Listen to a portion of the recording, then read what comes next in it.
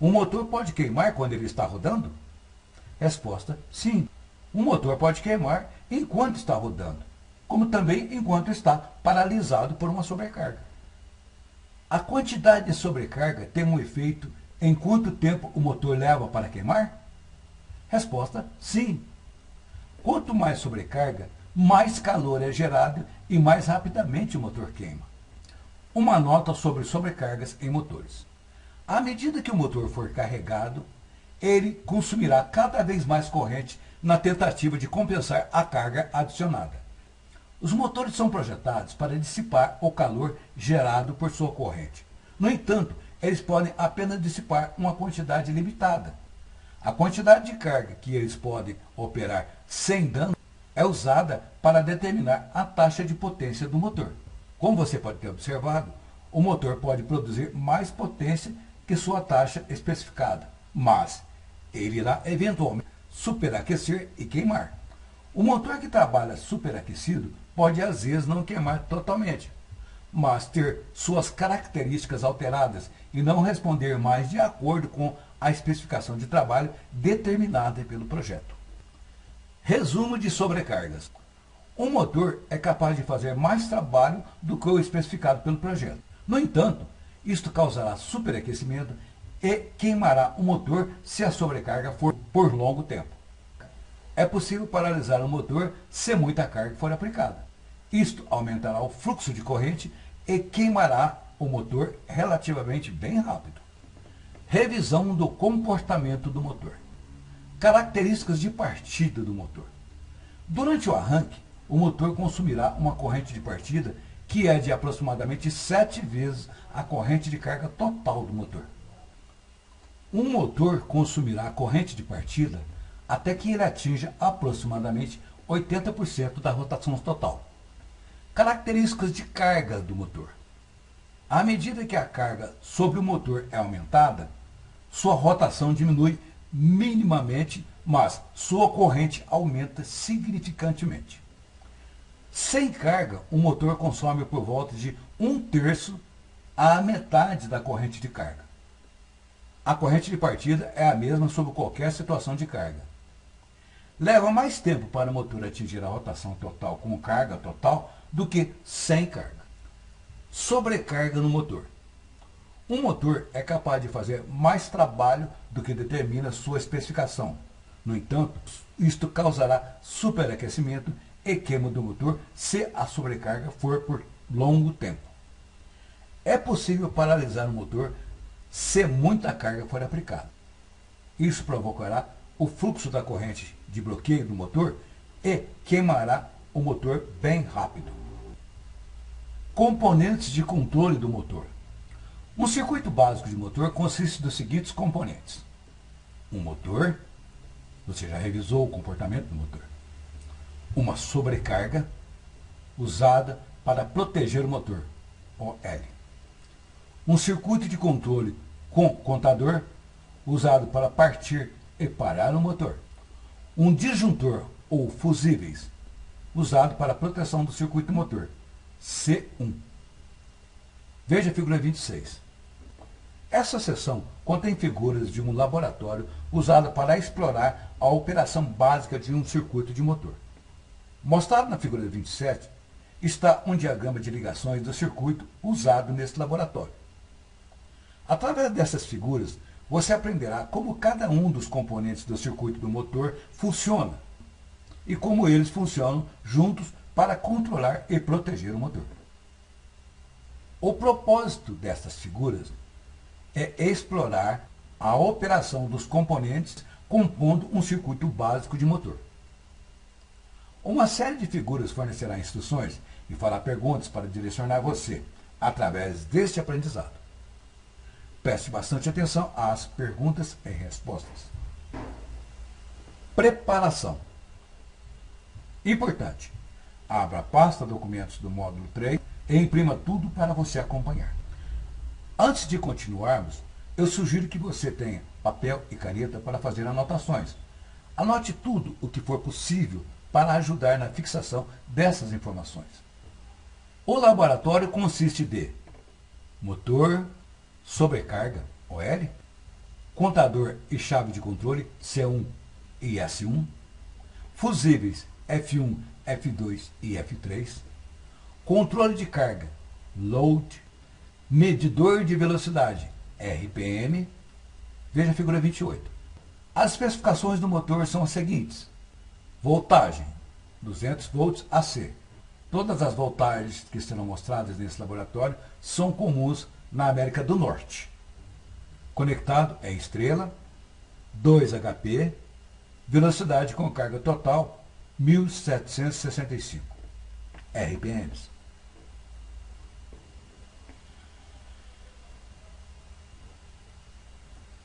Controlando o motor. Baseado no diagrama figura 29, o que deverá acontecer quando a chave de controle S1 for fechada? A. O contador C1 será energizado. B. Será dada a partida no motor. C. O fusível abrirá.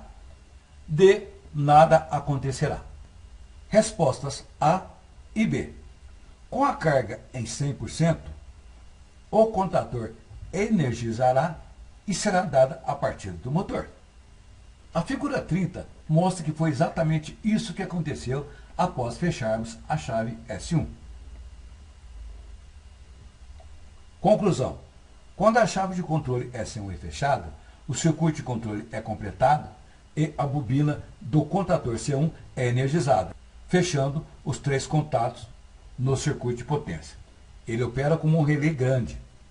Isto energiza o motor e causa a partida. Qual é a voltagem de alimentação do circuito de controle? A. 120 volts. B. 208 volts. C. 230 volts. Tem um errinho aqui, é C, viu? A figura 31 mostra a leitura da voltagem de alimentação feita por um voltímetro. Observe os pontos de verificação desta voltagem nos terminais 1 e 2 de TB1. Resposta A. A voltagem de alimentação do circuito de controle é de 119,9 ou 120 volts alternado. AC. Qual é a voltagem de alimentação das 3 fases do circuito de potência? A. 120 volts. B. 208 volts. C. 230 volts. As figuras 32 a 34 mostram as leituras das 3 fases do circuito de potência feitas por um voltímetro, terminais 4 e 5 de TB1. Terminais 5 e 6 de TB1, terminais 4 e 6 de TB1,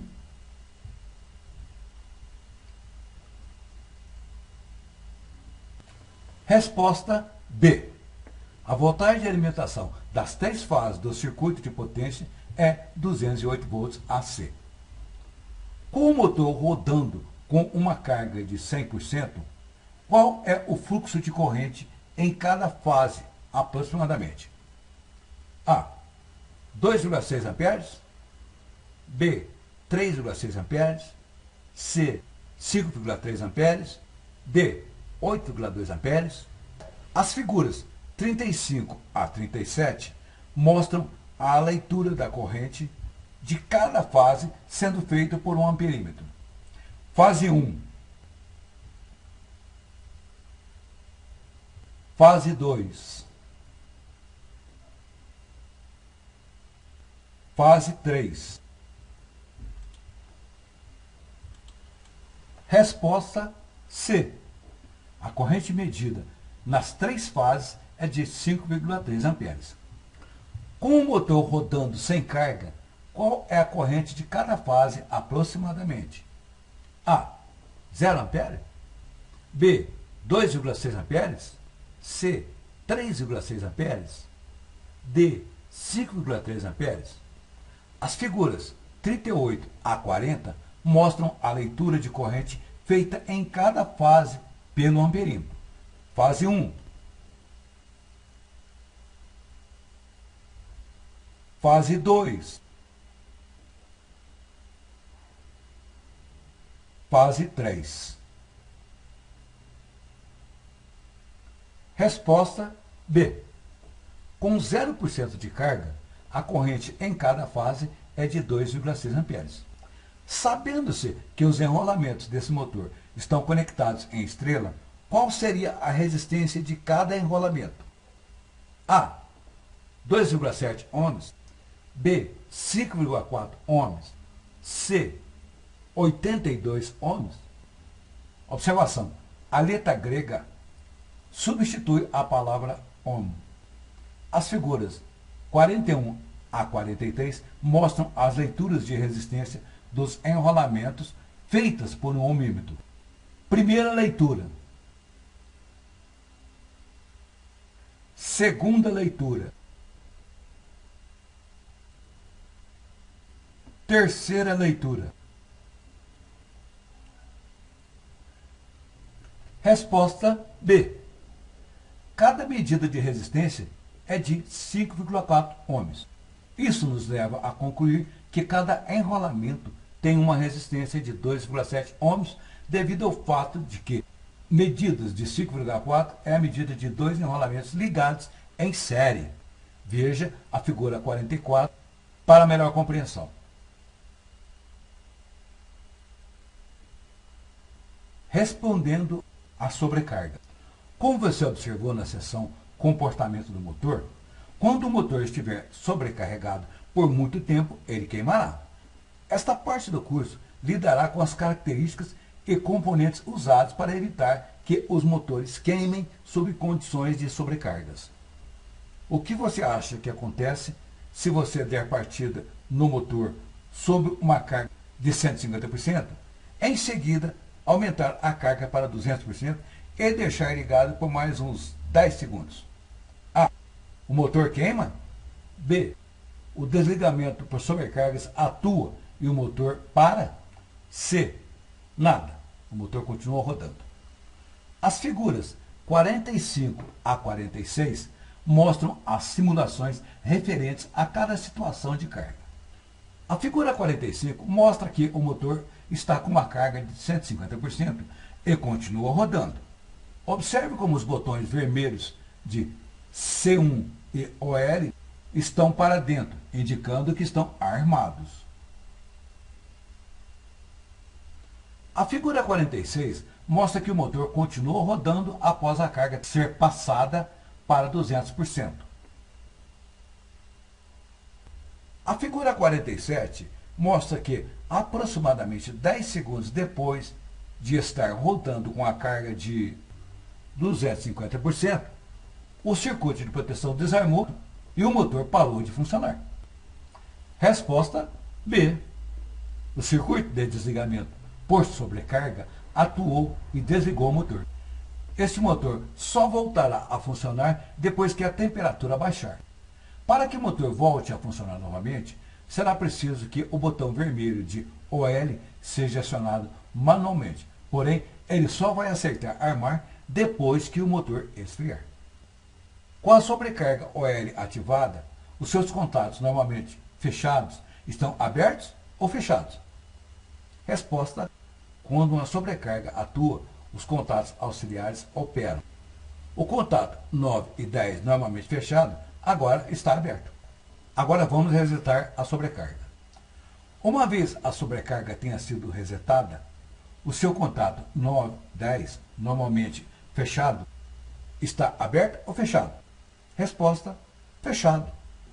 Uma vez o circuito de sobrecarga tenha sido resetado, o contato 9, 10, normalmente fechado, volta a ficar fechado. O circuito de sobrecarga pode ser resetado imediatamente após ter atuado? A. Sim. B. Não. Resposta: não. O circuito de sobrecarga é projetado para não ser resetado até que o motor tenha esfriado. A velocidade de atuação da sobrecarga depende da quantidade de corrente? A. Sim. Quanto mais corrente, mais tempo leva para que ela atue. B. Sim. Quanto mais corrente, mais rapidamente ela atua.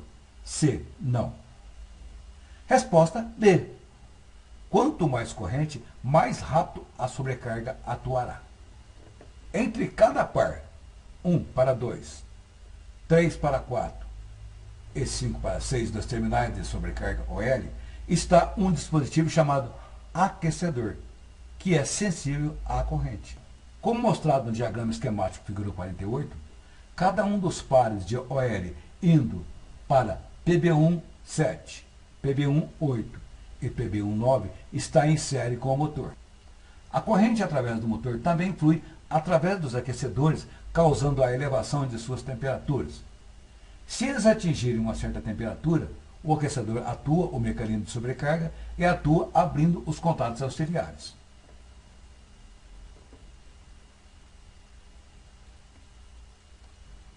Os aquecedores são dimensionados para coincidir com o motor, tal que eles evitam danos quando o motor está sobrecarregado. Os aquecedores também abrem quando a sobrecarga atua? A. Sim. B. Não. Resposta B. Os aquecedores apenas medem a corrente. Eles não abrem. Os fusíveis abrirão em algum momento de nossas experiências? A. Sim. B. Não. Resposta: não. Durante os carregamentos excessivos do motor, a sobrecarga deve atuar protegendo o motor. A única vez que o fusível abre é quando há um curto para terra ou de fase para fase. Qual é a resistência dos aquecedores de sobrecarga neste circuito? A. 2 centésimos de ohm. 1/10 de ohm. C. 1 ohm. Nota: o ohmímetro não é uma boa ferramenta para medir resistências muito pequenas. No entanto, você pode calcular a resistência se você conhece a voltagem e o fluxo de corrente que atravessam o componente. A figura 49 mostra a queda de tensão causada pela resistência entre os terminais 1 e 2 do dispositivo de sobrecarga. Resposta B. Como vimos anteriormente, a corrente sem carga é de 2,6 amperes. A lei de Ohm diz que I é igual a V por R. Então, R é igual a V por I, ou resistência é igual a tensão dividida pela corrente. Observe que a ponta negativa do voltímetro é conectada à entrada de energia. Dividindo a voltagem pela corrente, 0,261 dividido por 2,6 é igual a 0,10038 ohm, arredondando para 1/10 de ohm. Teremos esta mesma leitura nos pinos 3 para 4 e 5 para 6, se os contatos estiverem fechando corretamente. Qual é a resistência dos contatos do contator quando fechados? A. 1 centésimo de ohm. B. 8 centésimos de ohm. C. 15 centésimos de ohm. A figura 50 mostra a queda de tensão causada pela resistência entre os contatos 1 e 2 do contator.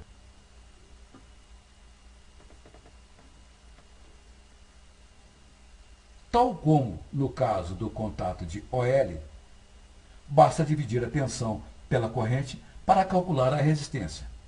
Resposta A. Exemplo com carga a 100%, mostrado anteriormente.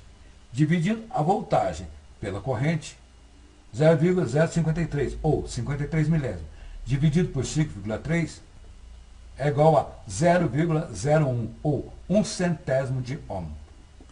Teremos esta mesma leitura nos contatos 3 para 4 e 5 para 6, se eles estiverem bons.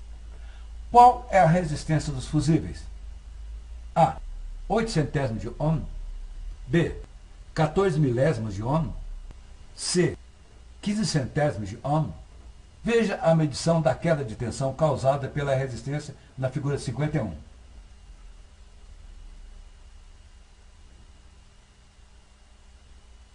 Resposta B. Exemplo com carga 100%, como mostrado anteriormente. Dividindo a tensão pela corrente, 0,074 dividido por 5,3 é igual a 0,01396. Arredondando, igual a 14 milésimos. Teremos essa mesma leitura para os fusíveis F2 e F3 se estiverem bons. Resumo. Essas experiências permitiram a você entender como funciona um controle simples de motor e descobrir como os componentes funcionam nestes circuitos.